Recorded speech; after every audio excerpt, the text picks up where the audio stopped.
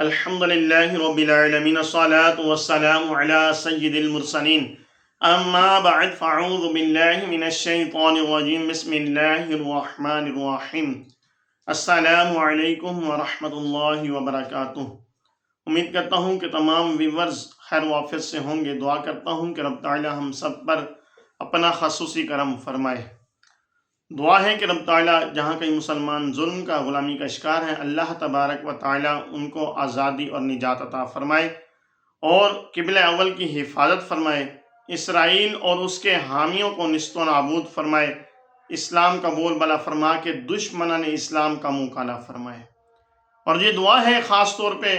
پاکستان کے لیے کہ اللہ تبارک و تعالیٰ پاکستان کے جتنے بھی شہر، جتنے بھی قصبے سیلاب سے متاثر ہوئے، اللہ تبارک و تعالیٰ ان تمام کی غیب سے مدد فرمائے۔ جو نقصانات ہوئے اللہ تبارک و تعالیٰ اپنے شان کرم سے ان کو پورا فرمائے، اور جو لوگ شہید ہوئے اللہ تبارک و تعالیٰ ان سب کے درجات بلند فرما کے جنت میں اعلیٰ مقام عطا فرمائے، اور جو بچے خاص طور پہ شہید ہوئے ان کے ورثاء کو رب تعالیٰ ان کا اعلیٰ نعم البدل عطا فرمائے۔ واجب الاحترام دوستوں، بزرگوں، بھائیوں، بہنوں، جیسا کہ ربیع الاول کا مہینہ جاری و ساری ہے، اپنی برکتیں، اپنی رحمتیں لٹاتا ہوا جا رہا ہے، اور آقا صلی اللہ علیہ وسلم کی شان اور آقا صلی اللہ علیہ وسلم سے محبت اور صحابہ کے انداز مختلف طور پر بیان کیے جا رہے ہیں۔ آج بھی ہم انشاءاللہ تبارک و تعالی صحابہ کا انداز اور آقا صلی اللہ علیہ وسلم جس طرح سے گفتگو فرماتے اور جس طرح سے آپ نے حضرت اسماء بنت ابو بکر صدیق رضی اللہ عنہ کو تلقین فرمائی، انشاءاللہ آج اس پر مختصر سے گفتگو کریں گے۔ دعا ہے کہ رب تعالیٰ مجھے حق بیان کرنے اور آپ سب کو سن کر اسے یاد رکھنے، اس پر عمل کرنے اور اسے دوسروں تک پہنچانے کی توفیق عطا فرمائے۔ واجب الاحترام دوستوں، بزرگوں، بھائیوں، بہنوں، آقا صلی اللہ علیہ وسلم کو ایک مرتبہ حضرت اسماء بنت ابو بکر صدیق رضی اللہ تعالی عنہا نے کچھ پیسے دیے اور وہ ان کو گننے لگیں، ایک بار، دو بار، تین بار۔ اکثر عورتوں کی یہ عادت ہوتی ہے، وہ بھول بھی جاتی ہیں گنتے ہوئے اور دو تین بار گن کر آگے دیتی ہیں، اور یہ ویسے تو یہ سنت بھی ہے، لیکن یہاں پر جو بات ہے اس کو ذرا غور سے سنیے گا۔ یہ اگر ہم اس سے بات نکل پڑی ہے تو میں بتاتا چلوں کہ آقا صلی اللہ علیہ وسلم کی یہ سنت ہے کہ جب ہم کسی سے لین دین کریں، کسی کو کچھ دیں تو اس کی تسلی کریں، اس کو گنتی کر کے دیں۔ اگر پیسے دے رہے ہیں تو اس کو اچھی طرح سے گن لیں، تین بار گن کر اس کو دیں، اور جب کسی سے لیں تب بھی اس کو گن لیں تاکہ کوئی پریشانی، کوئی مغالطہ نہ پڑے۔ بہرحال حضرت اسماء بنت ابو بکر صدیق رضی اللہ عنہ نے جب ان کی گنتی کی بار بار اور پھر آقا صلی اللہ علیہ وسلم کی بارگاہ میں پیش کیا تو آپ صلی اللہ علیہ وسلم مسکرا پڑے۔ آپ صلی اللہ علیہ وسلم نے فرمایا کہ اے اسماء، جب بھی اللہ کی راہ میں دو، وہاں پر جو بات ہو رہی ہے وہ لین دین کی ہو رہی تھی، لیکن یہاں پر جو بات ہو رہی ہے آقا صلی اللہ علیہ وسلم نے جہاں پر فرمایا یہ رب تعالیٰ کی راہ میں دینے کے بارے میں فرمایا کہ اے اسماء، جب بھی اللہ کی راہ میں دو، خرچ کرو تو اس کو گنو نہیں۔ تو عرض کی حضور کیسے دوں؟ تو آپ صلی اللہ علیہ وسلم نے فرمایا کہ بے حساب دو، بے شمار دو، یعنی کہ اس کا شمار نہ کرو، ان کو گنو نہیں کہ کتنے دیے جا رہے ہیں، ایسے ہی دے دو جتنے بھی ہیں۔ اللہ تبارک و تعالیٰ تمہیں اس کا اجر بے شمار عطا فرمائے گا، بے حساب عطا فرمائے گا۔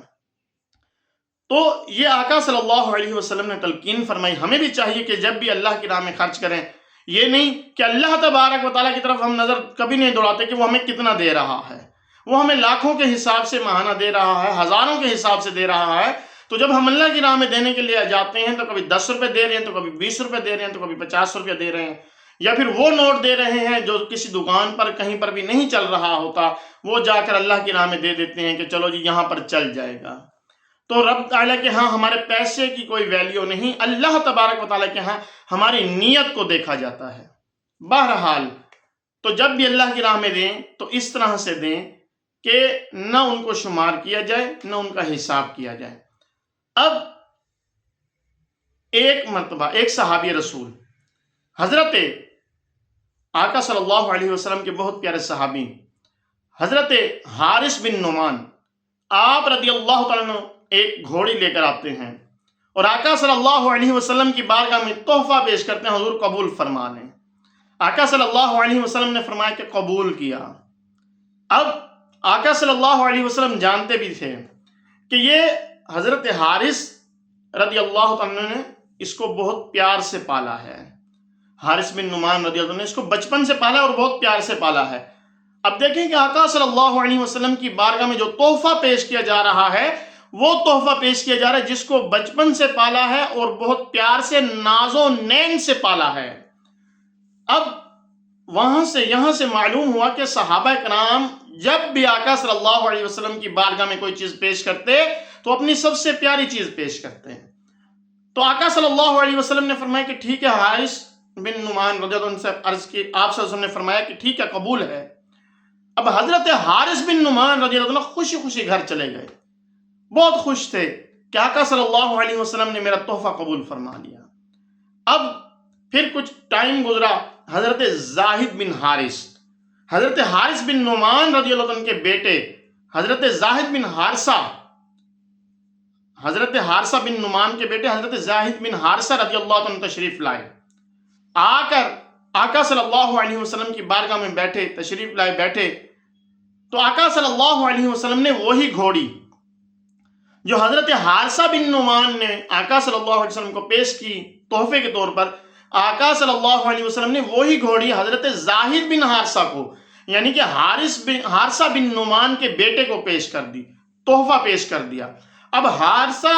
بن نعمان کے بیٹے حضرت زاہد بن حارثہ وہ گھوڑی لے کر اپنے گھر پہنچتے ہیں۔ جب گھر پہنچتے ہیں تو والد نے دیکھا، حضرت حارثہ بن نعمان نے دیکھا اور کہا کہ بیٹے یہ تم کیوں لے کر آئے ہو؟ میں نے تو وہ آقا صلی اللہ علیہ وسلم کی بارگاہ میں تحفہ دیا ہے۔ آگے سے یہ بھی صحابی تھے اور محبت رکھنے والے تھے، کیا کمال کے جملے بولے کہ ابا جان آپ حضور کو تحفہ دے کر آئے، حضور نے مجھے تحفہ دیا، میں نے قبول فرما لیا۔ تو آقا صلی اللہ علیہ وسلم نے جب وہ تحفہ دیا انہوں نے قبول فرمایا، اور وہ کس لیے دیا؟ اب حضرت حارثہ بن نعمان رضی اللہ عنہ فرماتے ہیں وہ رونے لگ گئے اور کہنے لگے کہ دیکھو کتنے کریم آقا ہیں، کتنے کریم آقا ہیں، کتنے محبت رکھنے والے ہیں۔ جانتے تھے کہ حارثہ بن نعمان نے بہت پیار سے پالا ہے، تحفہ بھی قبول کر لیا اور پھر دوبارہ بیٹے کے ذریعے واپس بھی لوٹا دیا تاکہ میری آنکھوں کے سامنے رہے۔ دیکھیں کہ آقا صلی اللہ علیہ وسلم کا کریمانہ انداز کہ صحابہ سے کس قدر محبت فرماتے اور صحابہ آقا صلی اللہ علیہ وسلم سے کس قدر محبت فرماتے۔ تو ہمیں بھی چاہیے کہ جب بھی آقا صلی اللہ علیہ وسلم کی بارگاہ میں کوئی تحفہ پیش کریں تو اخلاص کے ساتھ، محبت کے ساتھ اور اچھے سے اچھا تحفہ پیش کریں تاکہ وہ آقا صلی اللہ علیہ وسلم کی بارگاہ میں جب پیش ہو تو آقا صلی اللہ علیہ وسلم کو خوشی بھی ہو اور اس کا اجر ہمیں زیادہ سے زیادہ ملے۔ تو آئیے نیت کرتے ہیں کہ انشاءاللہ تبارک و تعالی جب بھی آقا صلی اللہ علیہ وسلم کی بارگاہ میں کوئی تحفہ پیش کریں گے تو اچھے سے اچھا اور اعلیٰ سے اعلیٰ تحفہ پیش کریں گے، اور وہ تحفہ پیش کریں گے جو ہمیں خود کو بھی زیادہ پسند ہو۔ دعا ہے کہ رب تعالیٰ جو درسوں بیان ہوا اسے یاد رکھنے، اس پر عمل کرنے اور اسے دوسروں تک پہنچانے کی توفیق عطا فرمائے۔ آپ سے گزارش ہے کہ ہمارے چینل کو سبسکرائب کریں، بیل آئیکن کو پریس کریں تاکہ نیو آنے والی ویڈیوز آپ تک پہنچتی رہیں۔ السلام علیکم ورحمۃ اللہ وبرکاتہ۔